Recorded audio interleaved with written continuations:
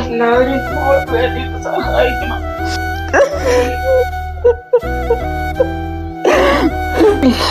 വേറെ അമ്മ എന്നുള്ളൊരു വിളി മാത്രമൊക്കെ എന്റെ മോളെടുത്ത് കേട്ടാൽ മതി. വേറൊന്നും എനിക്ക് ആവശ്യമില്ല. കീർത്തന എന്നാണ് പേര്. എനിക്ക് 3 മക്കളാണ്. എന്റെ മോള് ബ്യൂട്ടീഷ്യനായിരുന്നു.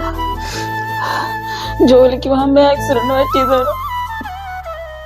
ഇപ്പൊ അവളൊരു കോമ സ്റ്റേജിൽ കിടക്കുന്നു.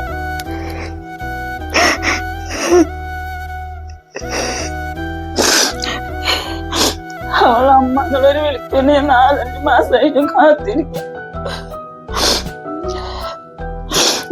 ഹോസ്പിറ്റലിലാണ് അവളൊരു ചികിത്സിച്ചതിന്റെ എല്ലാവരുടെ സഹായം കൊണ്ട് 10-15 ലക്ഷം രൂപ ഇപ്പൊ തന്നെ ആയിട്ടുണ്ട്.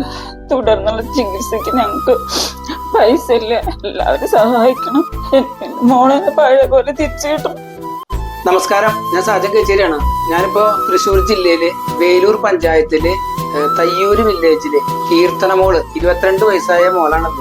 കീർത്തന മോൾക്ക് വേണ്ടിയാണ് നിങ്ങളുടെ മുന്നിൽ വന്നിട്ടുള്ളത്. കീർത്തന മോൾക്ക് ഒരു ആക്സിഡന്റ് സംഭവിച്ചതാണ്.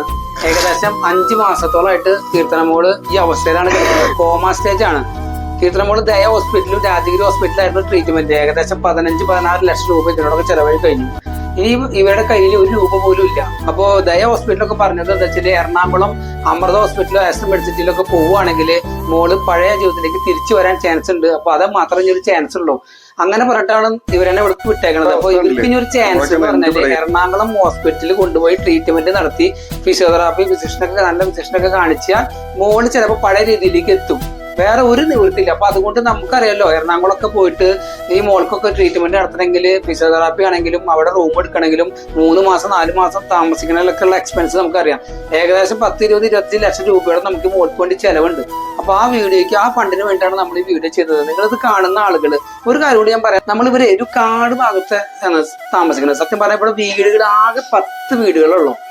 10 വീടുള്ള ഈ ഭാഗത്തുള്ളൂ. പിന്നെ വീട് കാണെങ്കിൽ ഒരുപാട് ദൂരം പോകണം. അപ്പൊ ഇതെന്തിനാ പറയണെന്ന് വെച്ചാല് നമ്മുടെ വീഡിയോയ്ക്ക് ഫണ്ട് കണ്ടെത്തണമെങ്കിൽ നമ്മൾ ഈ നാട്ടിലൊരു ഐക്യം എന്നൊക്കെ പറയില്ലേ, അങ്ങനെയുള്ള ഒരു കൂട്ടായ്മ, വലിയ കൂട്ടായ്മ നാട്ടിലില്ല. ഉള്ള ആൾക്കാർ നല്ല ആൾക്കാരാണ്, ഒരുപാട് സഹായിച്ചിട്ടുണ്ട്. അവരുടെ കാര്യം കൊണ്ടാണ് മുന്നോട്ട് പോയത്. പക്ഷെ അത് കുറച്ച് ആളുകളുള്ളൂ. അതുകൊണ്ട് നിങ്ങളിത് കാണുന്ന ആളുകൾ മാക്സിമം ഈ വീഡിയോ, മോളുടെ വീഡിയോ എല്ലാവരിലേക്കും ഷെയർ ചെയ്യണം. ഫേസ്ബുക്ക്, ഇൻസ്റ്റാഗ്രാം, വാട്സപ്പ് ഗ്രൂപ്പുകളിലേക്കൊക്കെ ഷെയർ ചെയ്തിട്ടും നിങ്ങളാൽ കഴിയുന്ന ഒരു ചെറിയ തുക കൊടുത്തുകൊണ്ട് സഹായിക്കണമെന്ന് വിനീതമായിട്ട് ഞാൻ അഭ്യർത്ഥിക്കണം.